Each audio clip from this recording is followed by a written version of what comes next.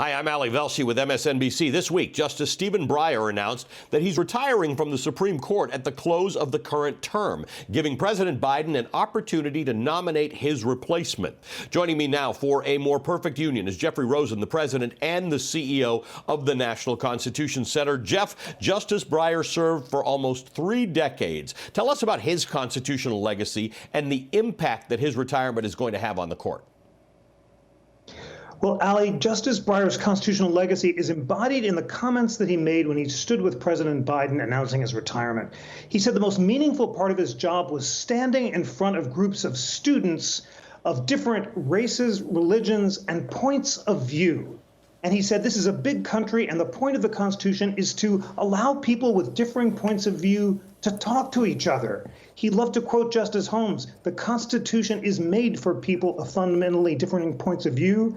And his jurisprudence, embodied in an idea of constitutional pragmatism, always sought compromise, accommodation, and moderation among people of differing points of view.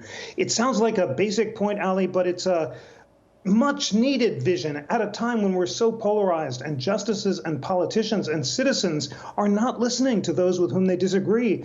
On a National Constitution Center high school civics class for high school kids last spring, Justice Breyer said, it's really important to just listen to each other.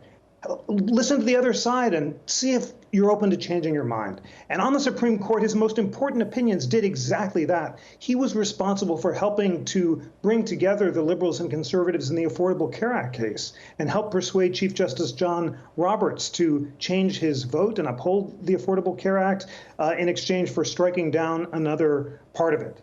And that vision of moderation and compromise was rejected by some conservatives who said you only have to follow the original understanding of the Constitution. But for Justice Breyer, pragmatism meant rejecting labels and rigid methodologies and instead just trying to accommodate differing perspectives in this incredibly diverse country.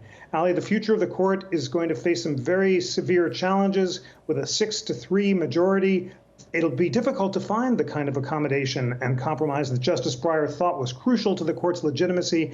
And maybe let's just remember the words that Justice Breyer shared with us during the argument about the abortion case. He said, when the court overrules under fire, it subverts its legitimacy beyond all question, and that's what kills us as an American institution. So this great patriot, so full of optimism and pluralism and pragmatism, also reminded us that the rule of law is fragile and precious, and we citizens and justices themselves need to find compromise, accommodation, and moderation in order to make the law work.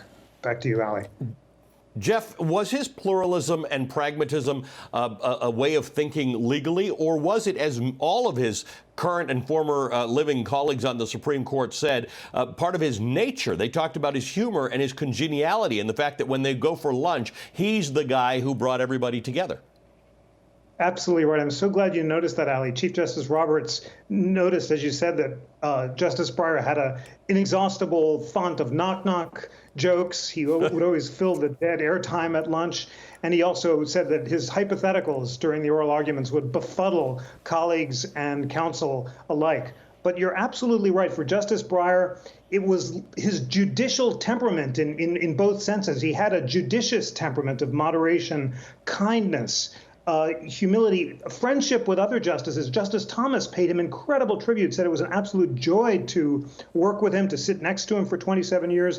And Justice Thomas said that he and Ginny would continue to stay close to Steve and Joanna, as they call them. So this ability to reach across the aisle, to be friends with people you disagree with, to win their trust and affection, even love, was part of the sunny, optimistic, patriotic nature of the man. And he brought that not only to the lunches of the Supreme Court, but also into his opinions.